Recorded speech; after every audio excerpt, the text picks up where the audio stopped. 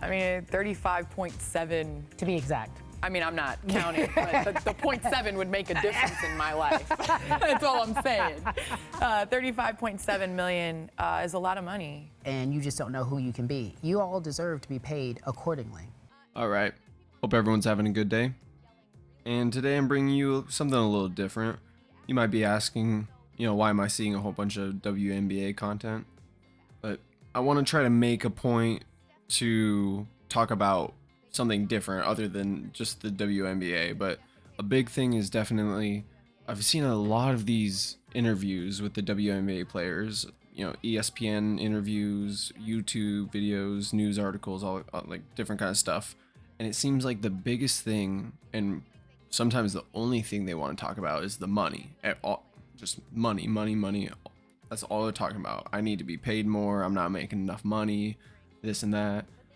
And I want to make the comparison because I've been watching a lot of the Lioness content on the England YouTube channel. So I'll leave a link to that down below because I've been enjoying it myself. And I mean, if you haven't watched already, you definitely need to.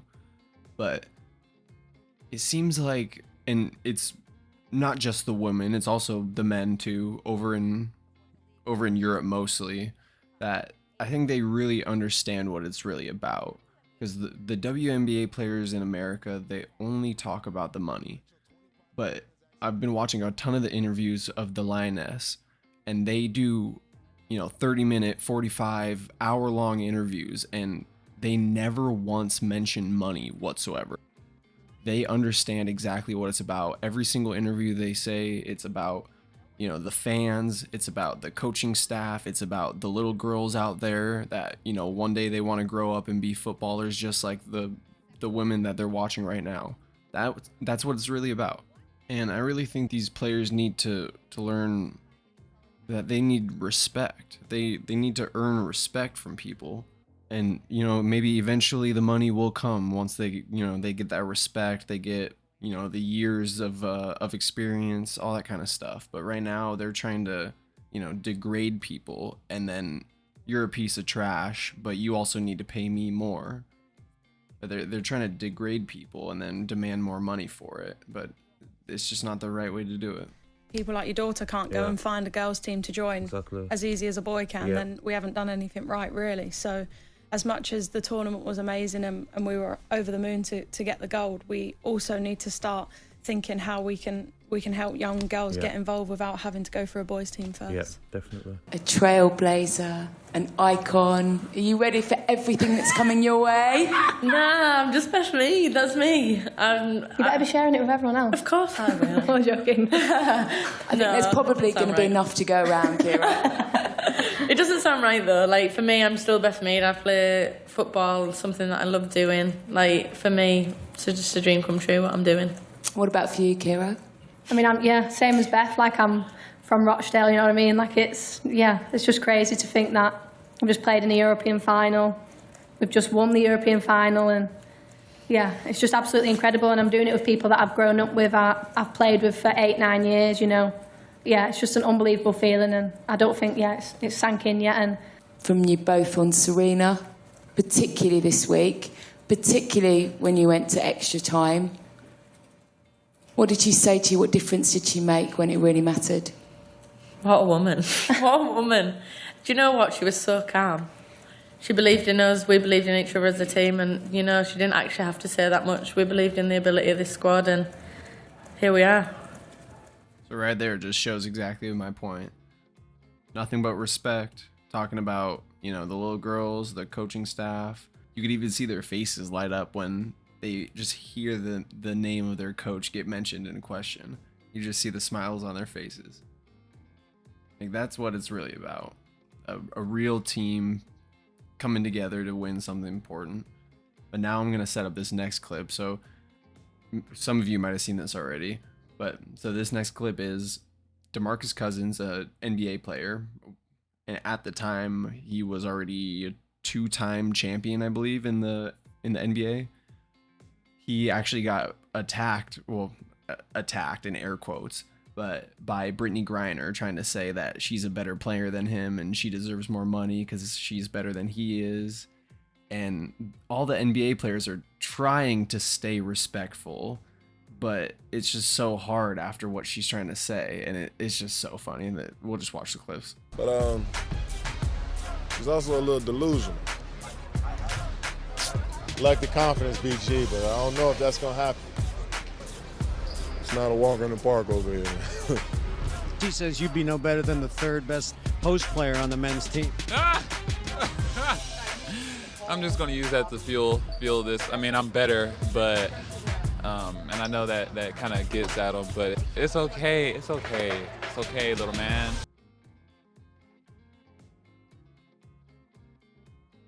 But I would like to see that. I would pay to see that. I pay for our ticket.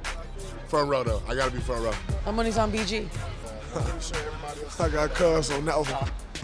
If there's no referee, I'm gonna go to the ATM and I'm gonna sell my house and I'm gonna put all my money on DeMarcus Cousins. The most common refrain is, "We don't have the money." Like Adam Silver said on Get Up back in April, ultimately, this isn't a Title IX issue, it's a business issue.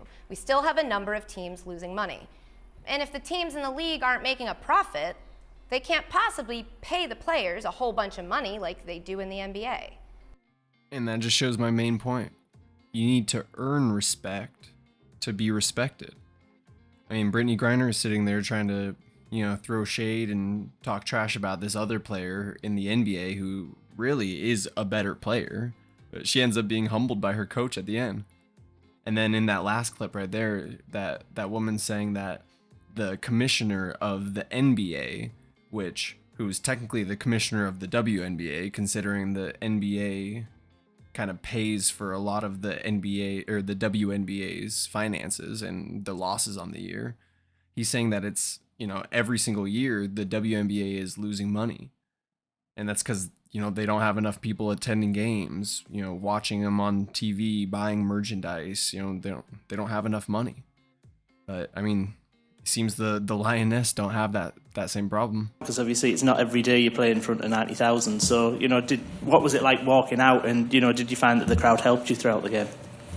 I think for me, when I'm walking out, I try not to think about it too much. Like Beth said, for us, it's just another game of football. And I think in the tough moments, the crowd definitely got us through. The start of the second half when our backs were against the wall a little bit and you can hear them cheering and shouting and getting behind us, it definitely makes a difference. But I mean, when we were younger, we definitely wouldn't have thought that we'd be playing in front of, 87,000 people. As I said, I think that's where all the tears and that came from after the game. It wasn't just the winning, but, we were doing it for those young girls who, some of us, we weren't encouraged to play football. And I think that's a real important bit now is we kind of don't let this settle. We take full advantage of it, like Ian Wright said, and, every girl should feel comfortable to play football, and I hope we've inspired them to do that.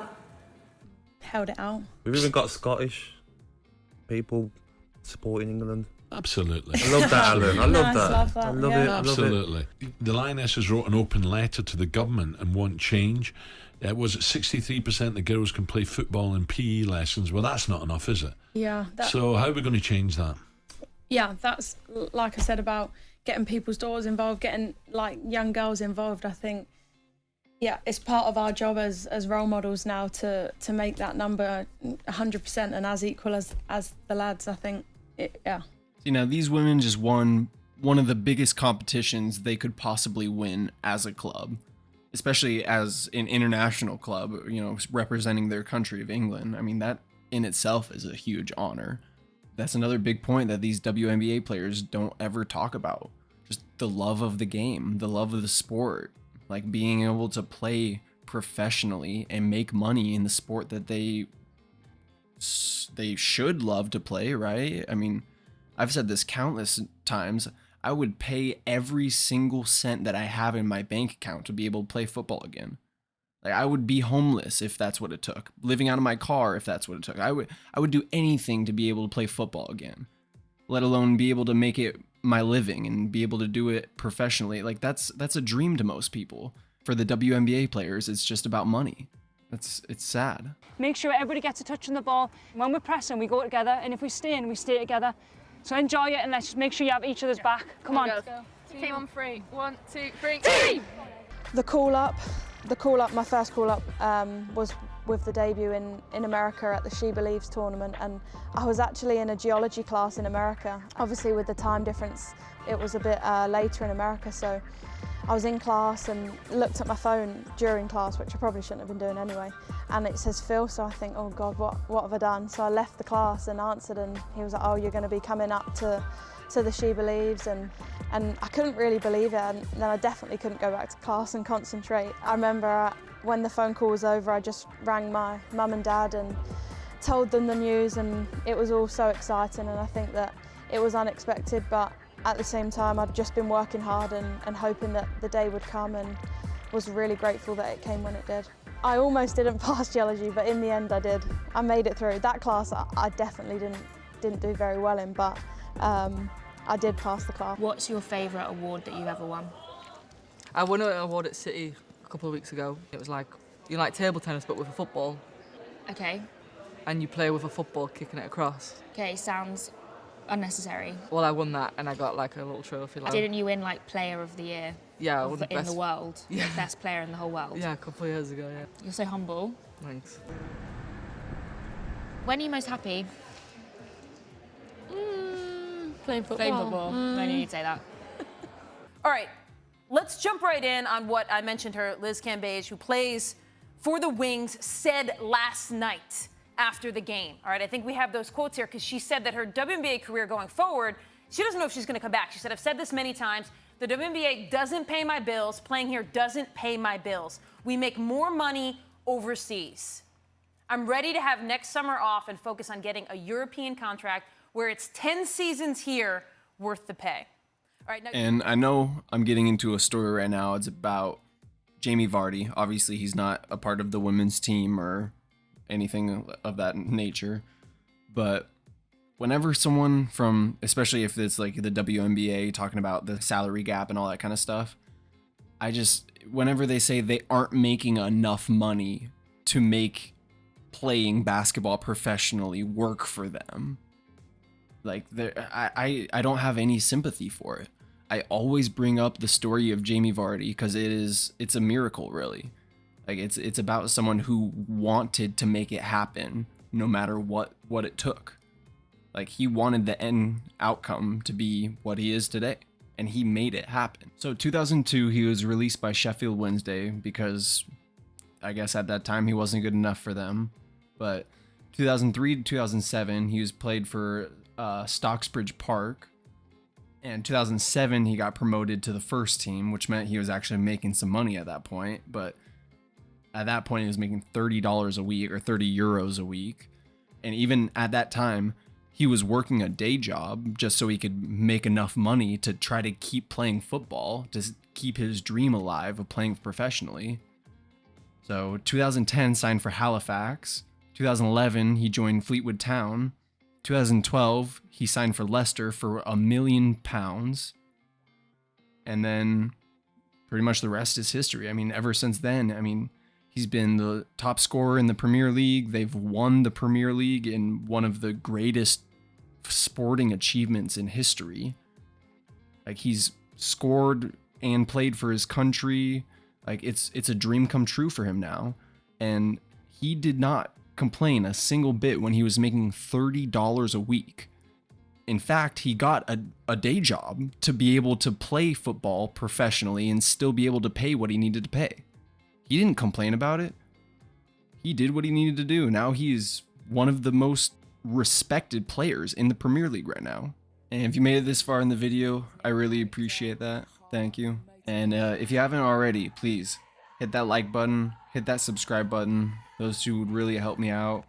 Leave a comment on what you thought of the video. I tried not being too harsh. I wanted this to be a learning experience, hopefully, for some people.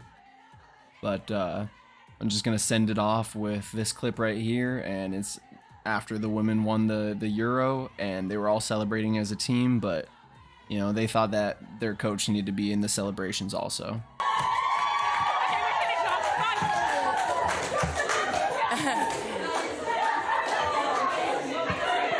Just to clarify, Serena, you're not cross, are they, that you're singing that? Because that's been banned up until now, hasn't it? That's been sorry. Yeah, well, Well, we haven't sang that at all. This is something English, cultural English. I think we won the cup. I don't think that's the home of the cup.